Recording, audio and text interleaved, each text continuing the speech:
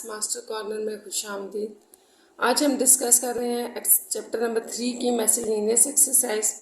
तो इसके first question से स्टार्ट करते हैं। देखें, फर्स्ट क्वेश्चन में है encircle the correct option in the following. अच्छा, फर्स्ट पार्ट में ये है कि इफ़ अगर आपको ये एक मैट्रिक्स दिया गया है, ठीक है, इसके ऊपर ट्रांसपोज है, ये इसके इक्वल हो, यानी कि ये दोनों इक्वल मैट्रिसेस हैं, तो आपने एक्स की वैल्यू बतानी है।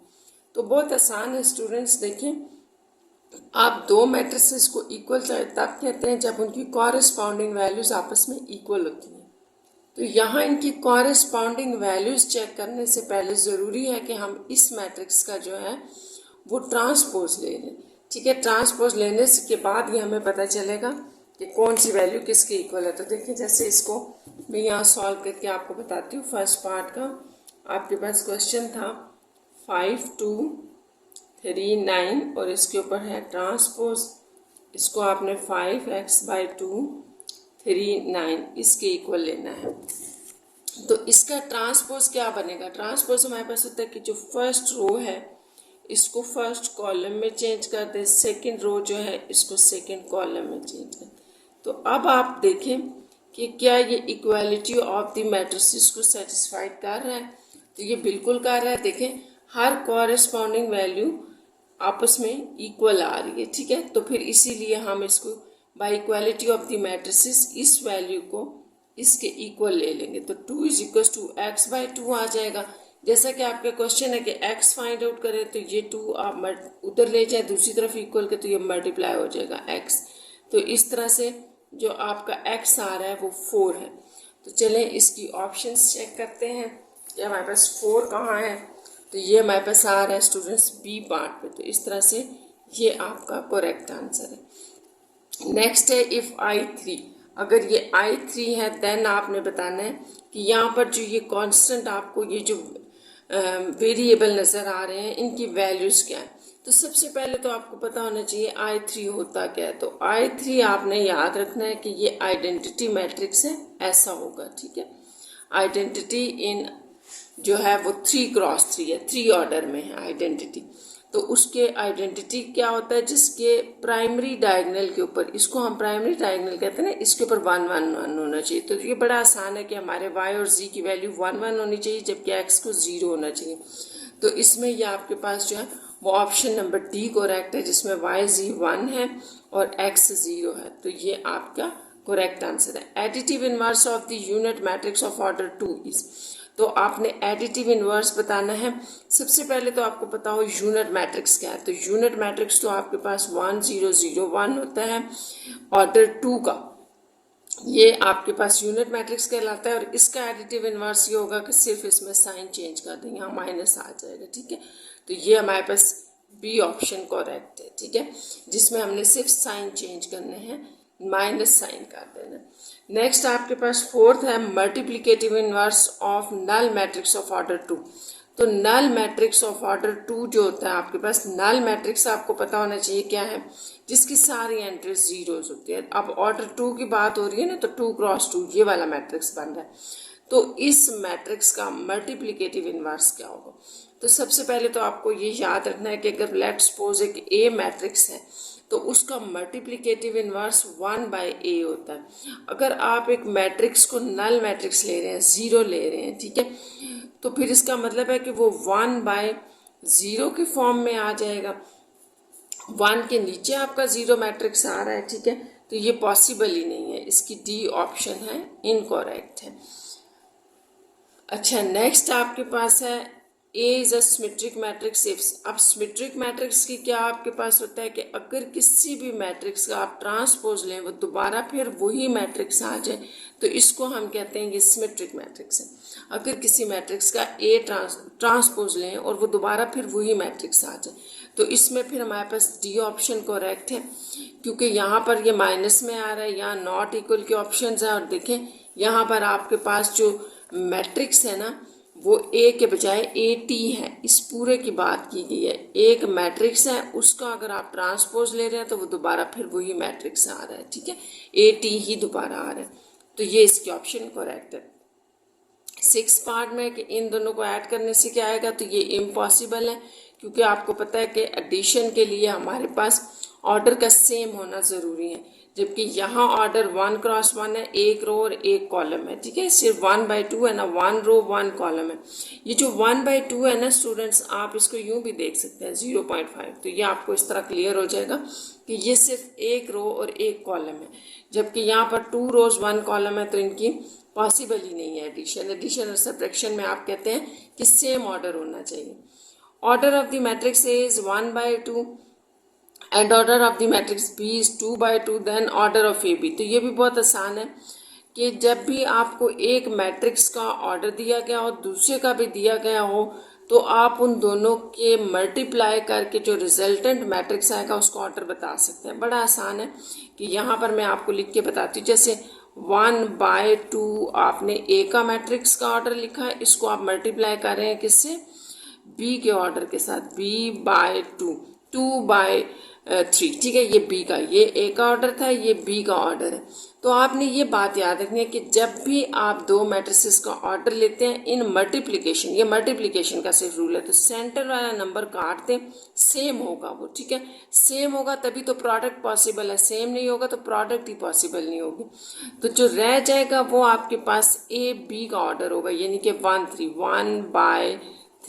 तो इस बात को अगर आप समझ गए हैं तो यहाँ से बड़ा आसानी से आपको समझ आ जाएगा, ये 2 और 2 अगर हम दोनों तरफ से क्रॉस कर दें तो 1/3 जो है वो आपके पास ऑर्डर होगा ए बी का। तो इस तरह से ये ऑप्शन ए करेक्ट होगी, ठीक है। अब आपके पास जो नेक्स्ट है उसमें देखते हैं हमारे पास क्या 8 नंबर क्वेश्चन में है कि A B is equal to B then A is equal to. बड़ा आसान है, आपसे पूछा जा रहा है कि अगर दो मैट्रिसेस को मल्टीप्लाई करें और उनमें से सिर्फ एक आ जाए, बी आ गया, तो ए क्या है, ए इज आइडेंटिटी होगा।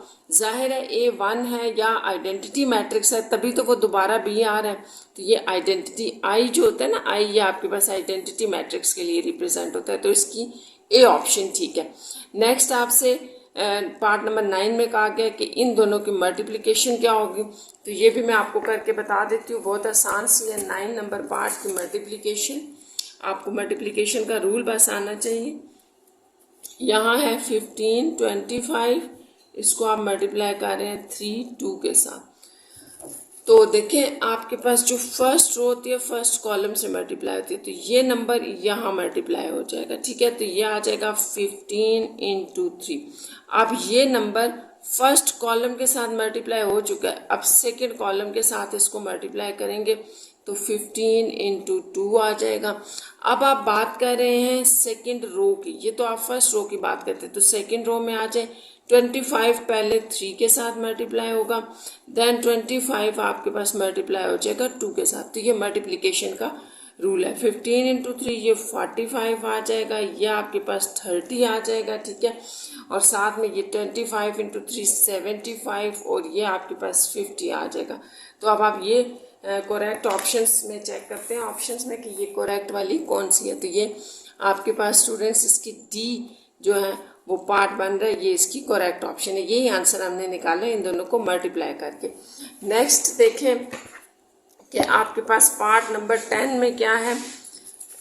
10 पार्ट में है कि इफ़ टी का जो आपके पास डिटर्मिनेंट है, ये आपने याद रखना, ये बार्स जो है ये आपके पास डिटर्मिनेंट को शो करती हैं, ठीक है, डिटर्मिनेंट को। तो डिटर्मिनेंट अगर -1 हो तो टी इनवर्स क्या होगा, तो बड़ा आसान है, किसी भी मैट्रिक्स का इनवर्स आपके पास होता क्या है, फार्मूला लिख लें, उससे फिर आपको पता चल जाएगा कि हमने क्या करना है। किसी भी मैट्रिक्स का इनवर्स हमारे पास होता है 1/, उसी मैट्रिक्स का डिटर्मिनेंट और एडजॉइंट ऑफ वही जो होता है मैट्रिक्स एडजॉइंट उसका, ठीक है, तो ये फार्मूला आपने याद रखना है। अगर मैं इसकी जगह हम -1 डाल दें जैसा कि बताया गया, तो हमारे पास माइनस एडजॉइंट ऑफ टी आ जाएगा, तो यहाँ पर ये हमारे पास सी ऑप्शन करेक्ट है इसकी, ठीक है, 10 पार्ट में। नेक्स्ट आपके पास है 11 part matrix equation of this and this is. तो ये जो आपको दो लीनियर इक्वेशंस दी गई हैं, इनकी मैट्रिक्स फॉर्म आपने लिख के बतानी है, नीचे करेक्ट ऑप्शन भी दी गई है, तो ये मैं आपको पहले बताती हूँ कि हमने करना कैसे होता है। इसमें भी आपने एक बात याद रखनी है कि आपने अपनी इक्वेशन को जो है ना वो पहले एक फॉर्म देनी है, उसके बाद ही आप उसको मैट्रिक्स फॉर्म में लेके जाएंगे। तो सबसे पहली बात तो ये कि देखिए, इसको मैं लिख रही हूँ। सबसे पहला आपका x होना चाहिए, ठीक है, ये x हमने लिख दिया। अब ये जो y है आप इसको इस तरफ लाएंगे तो ये कट जाएगा इसके साथ, ये दोनों कैंसिल हो जाएंगे, तो +0y हम लिख देते हैं। क्योंकि ये आपने याद रखना है कि जब भी आप अपनी लीनियर इक्वेशंस को मैट्रिक्स फॉर्म में लेके जा रहे थे तो x y दोनों आपने लिखने हैं, सामने नज़र आने चाहिए। तो 0y है तो 0 लिखते हैं, इज इक्वल्स टू यहाँ से 144 आ जाएगा। अब इस इक्वेशन को हम लिखते हैं, देखिए अब इधर एक x है एक x, ये दोनों आपस में कैंसिल हो जाएंगे, तो यहाँ हम 0x लिख लेंगे प्लस ये 2y इज इक्वल्स टू 30। तो यहाँ से आपके पास मैट्रिक्स फॉर्म बनाना बहुत आसान है। इनके कोफिशिएंट्स हमने लिखने में यही लिख रहे हैं, देखिए 1 0, इसका 1 0 और फिर 0 2, ये हो जाएगा। साथ में आपके पास क्या आ जाएगा, एक्स वाई, ठीक है, ये सॉरी मल्टीप्लीकेशन में है इसके साथ, और इज इक्वल के दूसरी तरफ 144 और 13, तो ये आपके पास फॉर्म आ रही है, ठीक है, इसको याद रखें। तो हम देखते हैं कि यहाँ से हमारे पास कौन सी ऑप्शन बन रही है। तो ये ऑप्शन नंबर पार्ट नंबर 11 की हमारे पास सी पार्ट बन रहा है, क्योंकि यही मैंने आपको भी बना के दिखाया, ठीक है। तो जब भी आप लीनियर इक्वेशन से मैट्रिक्स फॉर्म में जाते हैं तो बहुत ज़रूरी है कि आप इस फॉर्म को फॉलो करें। पहले आपके पास एक्स आना चाहिए, फिर वाई, दूसरी तरफ आपके पास कांस्टेंट नंबर इक्वालिटी के आना चाहिए, और एक्स के नीचे एक्स, वाई के नीचे वाई आए तो फिर आप इसको मैट्रिक्स फॉर्म दे दें। The matrix of the coefficient of this is, अच्छा बड़ा आसान है, एक लीनियर इक्वेशन दी गई है और आपसे कहा गया कि इसका मैट्रिक्स ऑफ कोफिशिएंट क्या होगा। तो जैसे अभी अभी आपने स्टूडेंट्स इन दो लीनियर इक्वेशंस के ये मैट्रिक्स फॉर्म दिए ना, तो इसमें आपने याद रखना है कि एक्स वाई के कोफिशिएंट्स इस मैट्रिक्स में आ रहे हैं ना, तो ये मैट्रिक्स जो होता है ना, ये आपके पास मैट्रिक्स ऑफ कोफिशिएंट कहलाता है। पहली बात तो आपने ये याद रखनी है कि इसको हम मैट्रिक्स ऑफ कोफिशिएंट कहते हैं। तो यहाँ पर एक लीनियर इक्वेशन है, तो इसको जब आप मैट्रिक्स फॉर्म में चेंज करेंगे तो बड़ा आसान है। जैसे मैंने आपको बताया कि इसकी एक्स वाई और दूसरी तरफ कांस्टेंट की पोजीशन होनी चाहिए, तो ये बिल्कुल करेक्ट पोजीशन में लिखा है। तो सबसे पहले आप लिखते हैं 1, इसका कोफिशिएंट 1 है, इसका -1 है, साथ में आप यहाँ एक्स और वाई ऐसे लिखेंगे और इज इक्वल्स टू 3। तो ये आपके पास टोटल जो है वो इसकी मैट्रिक्स फॉर्म बन गया, और इसके अंदर, इस मैट्रिक्स फॉर्म के अंदर इस पार्ट को आपको मैट्रिक्स ऑफ कोफिशिएंट कहते हैं। तो ये आपके पास बी ऑप्शन में पड़ा है, ये करेक्ट है। नेक्स्ट हम देखते हैं इसका 13 नंबर पार्ट। 13 पार्ट में है कि इसका आंसर क्या होगा। तो ये बड़ा आसान सा है कि इनका तो ऑर्डर ही जो है वो हमारे पास ऑर्डर क्या होना चाहिए कि फर्स्ट वाले मैट्रिक्स की नंबर ऑफ रोज सेकेंड वाले कॉलम नंबर ऑफ कॉलम्स के इक्वल हो तो मैट्रिक्स मल्टीप्लिकेशन पॉसिबल है। तो यहाँ पर अगर आप देखें तो इस मैट्रिक्स का जो ऑर्डर है वो 1/2 है, यानी कि 1 रो 2 कॉलम है, जबकि इसका जो है वो 1/1 है। जैसे कि मैंने भी आपको पीछे बताया था कि मल्टीप्लिकेशन के लिए इन दोनों नंबर्स का सेम होना ज़रूरी है। अगर ये दोनों सेम नहीं है तो इसका मतलब है कि इनकी प्रोडक्ट ही पॉसिबल नहीं है, तो यहाँ इम्पॉसिबल ऑप्शन होगी, ठीक है। तो यहाँ सेम होना ज़रूरी होता है प्रोडक्ट के लिए।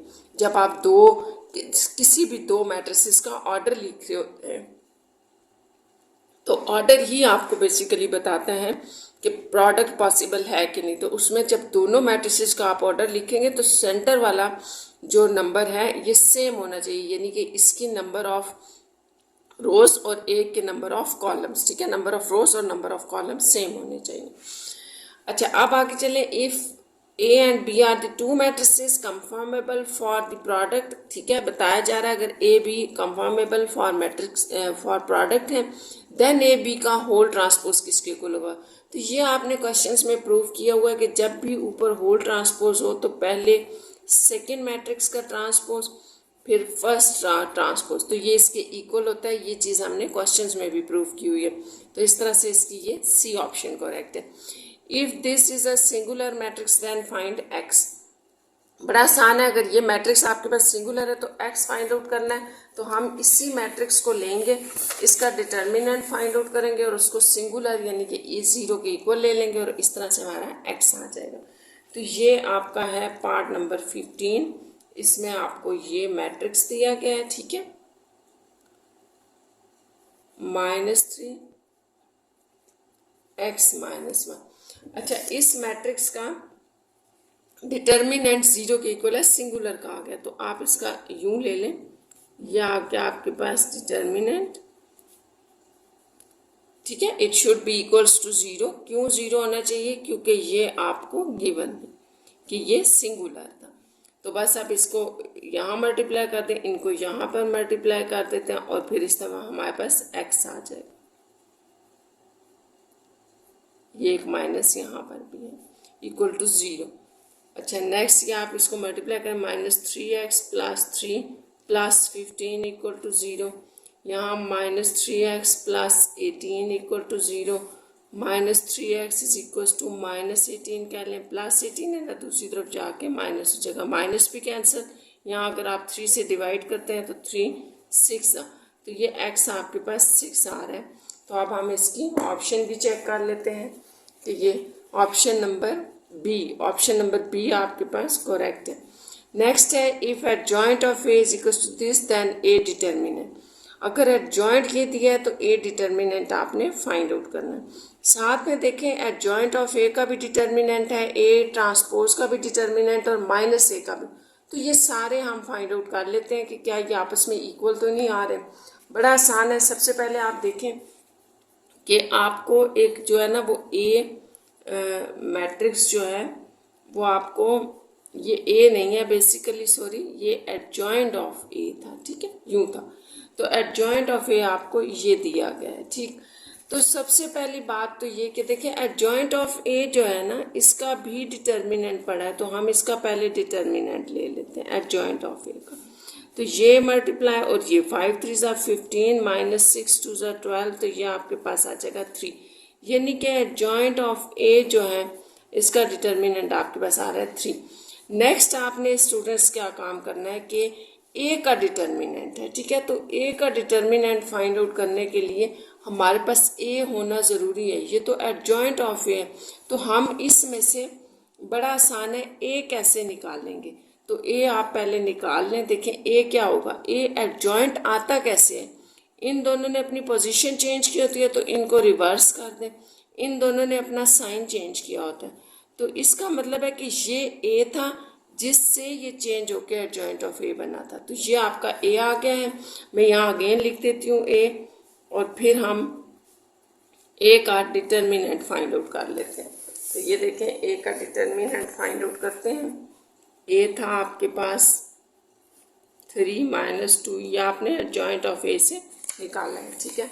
तो एडजॉइंट ए का डिटर्मिनेंट होगा आपके पास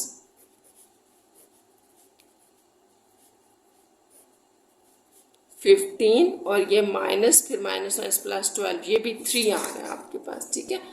तो इनको मल्टीप्लाई किया और इनको किया, ठीक है, तो ये भी आपके पास 3 आ गया। अब माइनस ऑफ ए बता दें, तो माइनस ऑफ ए क्या होगा, ये जो आपने ए लिया है ना ए, इसका माइनस क्या होगा कि अंदर सारों के साइन चेंज हो जाएंगे। जैसे यहाँ वही ए लिख लेते हैं, ठीक है, अगले स्टेप में मैं आपको बता देती हूँ, सारों के साइन चेंज होंगे। ये प्लस है, माइनस, ये माइनस प्लस, ये भी प्लस हो जाएगा, और ये प्लस था माइनस हो गया। तो अब आपने -a का अगर डिटर्मिनेंट लेना है तो इनकी मल्टीप्लिकेशन आ जाएगी, ठीक है, ऐसे माइनस इन दोनों की आ जाएगी। तो इसको देख लेते हैं, 15 - 12, ये भी 3। तो एक चीज़ आपने देखी है कि सबका जो डिटर्मिनेंट आ रहा है वो हमारे पास 3 आ रहा है, सेम आ रहा है। तो इसका मतलब हुआ कि ये जो हमारे पास क्वेश्चन था कि ए डिटर्मिनेंट क्या होगा, तो वो ये सारे आपस में इक्वल है। तो डी ऑप्शन है कि ऑल ए बी सी, यानी कि जो ए डिटर्मिनेंट है वो इसके भी इक्वल है, क्योंकि ये दोनों 3 हैं, ये इसके भी इक्वल है और ये इसके भी इक्वल है। तो तीनों ऑप्शंस आ जाएंगे। नेक्स्ट आपके पास क्वेश्चन नंबर 2 है, इफ़ पी एक मैट्रिक्स दिया गया देन शो दैट। तो आपने ये शो करना है, ये बड़ा आसान है। पहले हमने पी जो है वो इन्वर्स लेना है, फिर पी को दोनों तरफ लेफ्ट और राइट रख के मल्टीप्लाई करके बताना है कि इनका आंसर आइडेंटिटी आ रहा है। तो देखिए ये पी मैट्रिक्स है ना, जब भी इन्वर्स के साथ मल्टीप्लाई होगा तो आपको आइडेंटिटी ही देगा, आना भी चाहिए, ठीक है। तो चलिए इसको स्टार्ट करते हैं क्वेश्चन नंबर 2 को। और इसको पी ले लें, पी का इन्वर्स फाइंड आउट करना है हमने। आपने बस फार्मूला जो है वो याद रखना है। क्वेश्चन नंबर 2 है, आपके पास पी मैट्रिक्स है, ठीक है। पी है 5 -1 2 -4, तो हमने पी इन्वर्स फाइंड आउट करना है। ये आपके पास होता है पी डिटर्मिनेंट और एडजॉइंट ऑफ पी, ये तो फार्मूला हो गया। इसमें वैल्यूज डालने के लिए हमें इस पी का पहले डिटर्मिनेंट लेना पड़ेगा।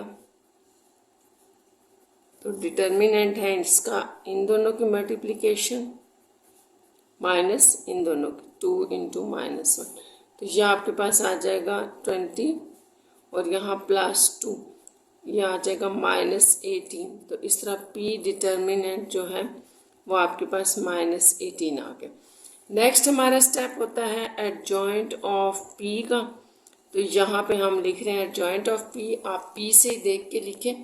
इन दोनों की हमने पोजीशन चेंज करनी है ना, तो ये -4 यहाँ 5 यहाँ, इन दोनों का साइन यहाँ आप प्लस कर दें, यहाँ माइनस, तो ये +1 -2 ये आ जाएगा। ये आपके पास एडजॉइंट ऑफ पी आ गया, ठीक है। अब आप देखें कि हमारा पी इन्वर्स क्या होगा। 1/p डिटर्मिनेंट था जो कि -18 और ये एडजॉइंट हो। अच्छा, अब आपने एक बात याद रखनी है कि जब भी आप p को और p इन्वर्स को मल्टीप्लाई करेंगे तो p इन्वर्स का जो ये आपके पास आता है ना डिटर्मिनेंट, इसको आपने पहले अंदर अप्लाई नहीं करना, फिर थोड़ी सी मल्टीप्लिकेशन मुश्किल हो जाती है, ठीक है, वो फ्रैक्शन में आ जाते हैं। तो ये आपने पॉइंट याद रखना है कि इसको आपने एंड पे मल्टीप्लाई करना है। देखिए p के साथ p इन्वर्स को मल्टीप्लाई कर रहे हैं हम, तो पहले p लिख लेते हैं यहाँ पर।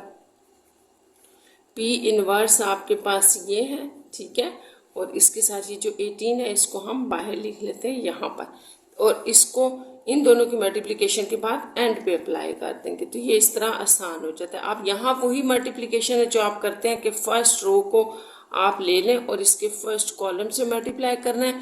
और मल्टीप्लिकेशन का क्या रूल है, फर्स्ट नंबर फर्स्ट से मल्टीप्लाई होगा, ठीक है, प्लस सेकेंड नंबर सेकेंड से मल्टीप्लाई। तो ये तो होगी फर्स्ट रो और कॉलम मल्टीप्लाई। अब फर्स्ट रो को आपने फर्स्ट कॉलम से कर लिया, फर्स्ट सेकेंड कॉलम से मल्टीप्लाई करना है यहाँ पर। तो 5 × 1 + 5 × -1 ये मल्टीप्लिकेशन हो रही है, ठीक है। अब आप सेकेंड रो ले लें और उसको पहले फर्स्ट कॉलम से मल्टीप्लाई करें, फिर सेकेंड कॉलम से आपने करना है। तो फर्स्ट कॉलम से मल्टीप्लाई करते हुए पहला नंबर पहले से मल्टीप्लाई प्लस दूसरा नंबर दूसरे से मल्टीप्लाई। इसी तरह 2 × 1 + 5 × -4। आप इसकी सिंप्लीफिकेशन कर लेते हैं। ये आपके पास आ गया -20 + 2, ये 5 - 5 होगा, ये आपके पास -8 और +8 होगा, और यहाँ 2 -20 ये आ रहा है, ठीक है। अब इसको सिंप्लीफाई करें, ये आपके पास देखिए क्या बनता है। -1/18 था, मेरे पास यहाँ -18 बच रहा है, यहाँ 0, ये आप भी देख लें, यहाँ पर -18 बच रहा है, 0 0, और यहाँ पर भी -18 है, तो 0 -18।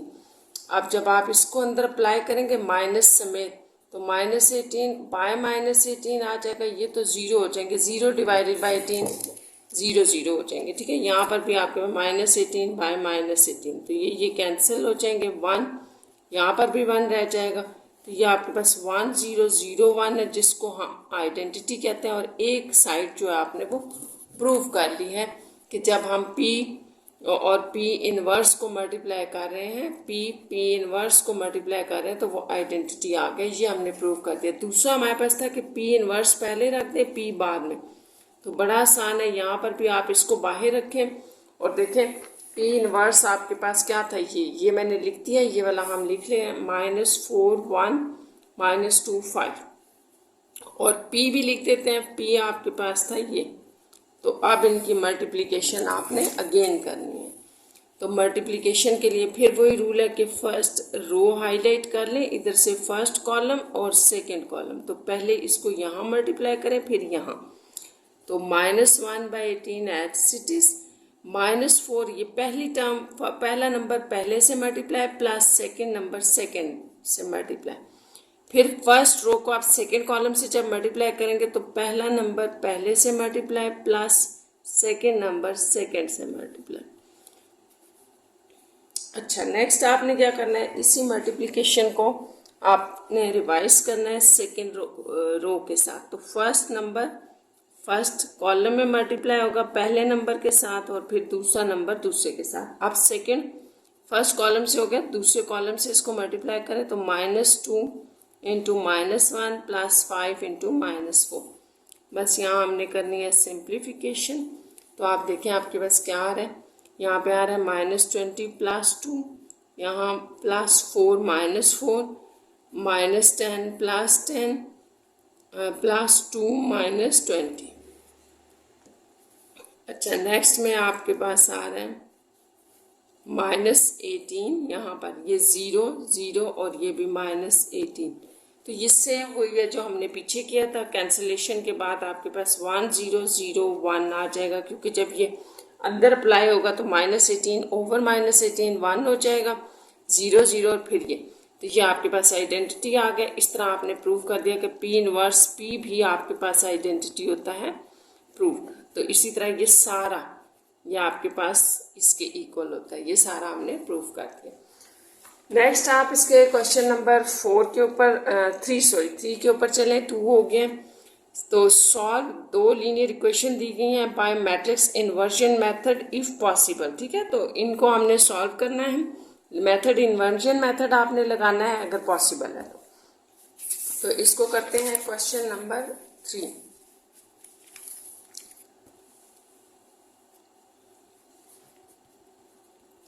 इसमें पहले इक्वेशंस लिख लें। ये हैं आपके पास equations, 2y plus 8 is equal to 10x। अच्छा, सबसे पहले तो आपने स्टूडेंट्स ये करना होता है कि इक्वेशन आपके पास सही फॉर्म में होनी चाहिए। पहले x होना चाहिए फिर y। तो पहले इस इक्वेशन को रीराइट करते हैं। देखें x यहाँ आ जाएगी x की टर्म, ये y वाली यहाँ पे प्लस है, आप इसको इस तरफ इक्वल के लाएं -y होगा, और ये जो -4 है इसको दूसरी तरफ ले जाएं +4। यानी कि ये फॉर्म होनी चाहिए आपकी लीनियर इक्वेशन की।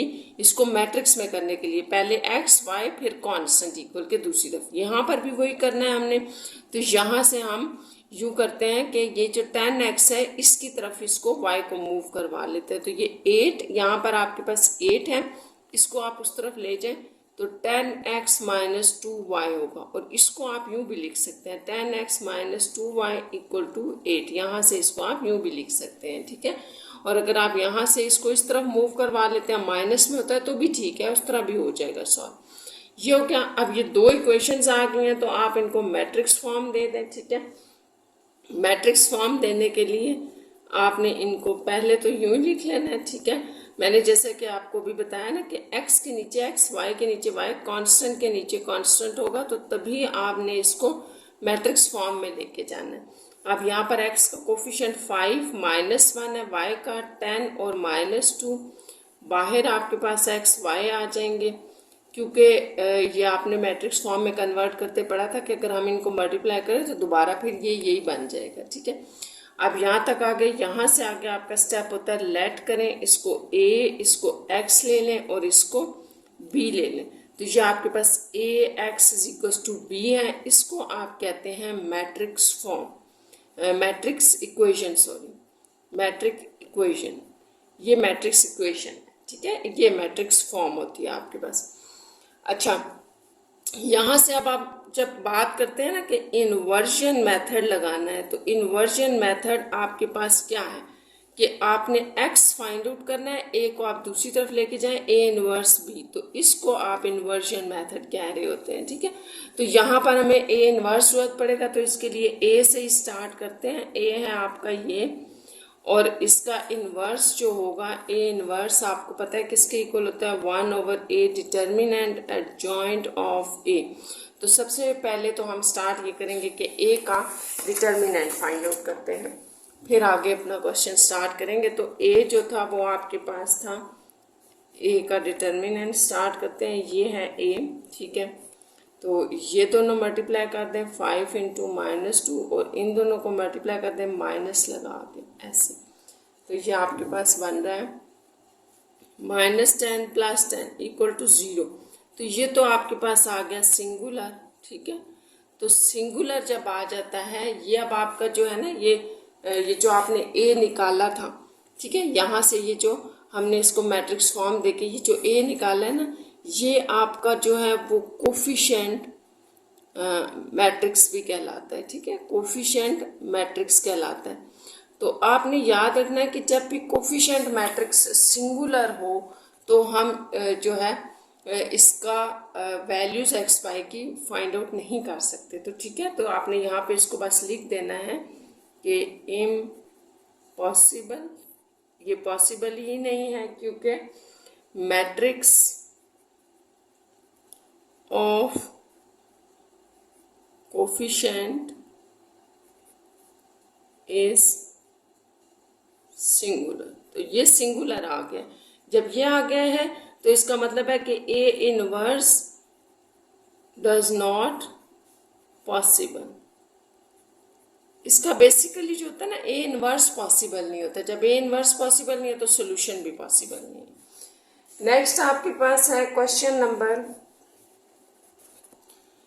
4 देखें, use Cramer rule for solution. ठीक है, यहाँ पे भी आपको 2 इक्वेशंस दी गई हैं, क्रैमर रूल से सॉल्व करना है इफ पॉसिबल। तो ये भी चेक कर लेते हैं क्वेश्चन नंबर 4। अब आप 2 इक्वेशंस यहाँ पर भी लिख लें जो लिखी हैं, 5x + 2y = 19।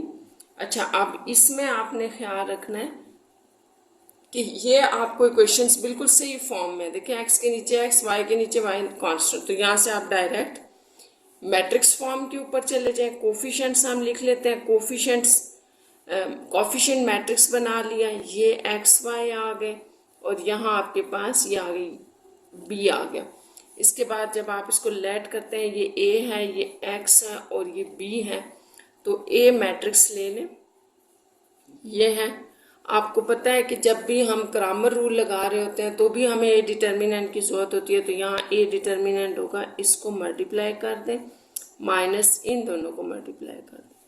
तो ये भी आपके पास देखें सिंगुलर आ रहा है। तो जब ए डिटर्मिनेंट सिंगुलर आ रहा है, इसका मतलब है मैट्रिक्स कोफिशिएंट सिंगुलर है। तो यहाँ पर भी आप वही लिखेंगे कि ये भी इम्पॉसिबल है, ठीक है, matrix of coefficient is singular. So इसका सोल्यूशन जो है वो इम्पॉसिबल है, इसका सोल्यूशन पॉसिबल नहीं है, क्योंकि आपने ये बात याद रखनी है कि जो क्रैमर रूल होता है इसमें आप a डिटर्मिनेंट ले रहे होते हैं x फाइंड आउट करने के लिए या y। तो जब ये नीचे वाली चीज़ ही 0 हो गई है तो ये इम्पॉसिबल हो जाएगा।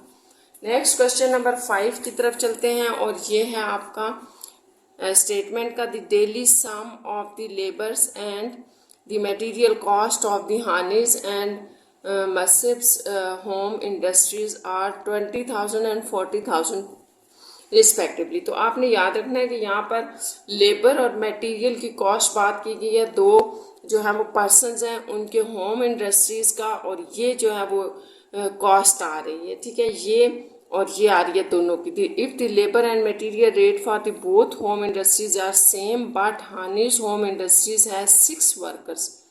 तो यहाँ पे आपने याद रखना कि Hanis home industries has 6 workers who made 80 items and Masips home industries has 12 workers who make 160 items. Find the. अच्छा, सबसे पहले तो आपने ये करना है, जैसे मैंने आपको बताया था कि इन स्टेटमेंट वाले क्वेश्चंस की पहचान ये है कि उनको करना कैसे है। यहाँ से फाइंड से पता चलेगा कि हमने पुट क्या करना है। तो आपने सबसे पहले जो है वो लेट क्या करना है, आपने लेट करना है कि जो लेबर कॉस्ट है और मटेरियल कॉस्ट है, यही दोनों दिए ना, इस लेबर कॉस्ट को x ले लें, मटेरियल कॉस्ट को y। इसके बाद मैं साथ साथ क्वेश्चन रीड करूंगी और फिर मैं आपको बता दूंगी कि आपको क्या गिवन है, आपने किस तरह से इसको करते जाना है। तो सबसे पहले तो आपने इन जो स्टेटमेंट्स वाले क्वेश्चंस होते हैं इनमें ये याद रखना है कि फाइंड के बाद ये आपको पता चल रहा होता है कि आपने पुट क्या करना है। तो यहाँ पे मैं लिख देती हूँ लेट जो आपके पास लेबर कॉस्ट है, ठीक है, वो x है, और यही हम लेट कर रहे हैं कि अगर मटेरियल कॉस्ट जो है वो y है। तो सबसे पहले आपको जो गिवन कंडीशंस हैं उनको लिखें। गिवन कंडीशन आपको क्या है,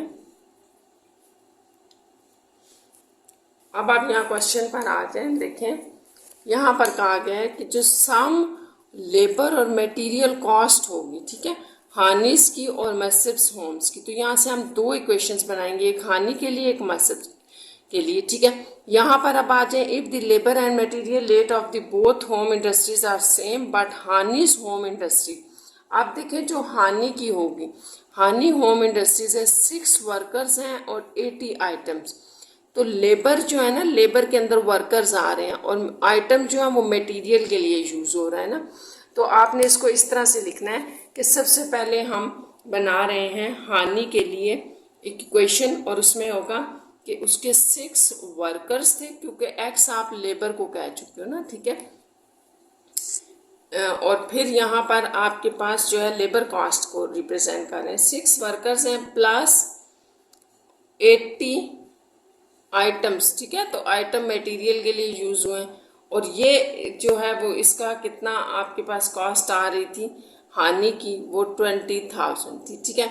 इसी तरह आपने मस्जिद की देखनी है, तो इसी तरह वो भी आपको दी गई है कि 12 वर्कर्स प्लस 160 आइटम्स, और ये आपके पास आ रहा है 40,000 टोटल कॉस्ट। तो अगर आपको ये बात समझ आ गई ना कि किस तरह से की है, तो आगे बहुत आसान है। बस आपने इसको समझना है कि हानि के लिए इतने वर्कर्स हैं और इतने उसके आइटम्स हैं और इतना टोटल उसका कॉस्ट आ रहा था, और मसब के लिए 12 वर्कर्स हैं और इतने उसके आइटम्स और इतनी कास्ट आ रही है। तो बस अब इसको आपने मैट्रिक्स फॉर्म में करना है। तो मैट्रिक्स फॉर्म में करने के लिए सबसे पहले तो मैं आपको यही कहूँगी कि आप इसको सिंप्लीफाई कर लें। जैसे ये है ना, तो आप इस सारी क्वेश्चन को 2 से ज़्यादा डिवाइड कर दें, तो देखें क्या आ रहा है। तो ये आपके पास आ जाएगा 3x plus 40y equal to 10,000, ठीक है। एक ये इक्वेशन बन गई आपके पास। अब दूसरी ले लेते हैं, उसको भी हमने थोड़ा सा सिंप्लीफाई कर लेना। इसको आप 4 से डिवाइड कर दें, 4 3 ज़ा 4 4 ज़ा और 4 1 ज़ा, ये आ जाएगा 3x प्लस 40y, 4 4 ज़ा 16, 0 एज इट इज़ है, और इक्वल टू 4 1 ज़ा, और ये भी 10,000। तो ये दोनों इक्वेशंस आपके पास आ गई हैं, ठीक है। इनको अगेन लिख लेते हैं, फिर इनको मैट्रिक्स फॉर्म दे देंगे।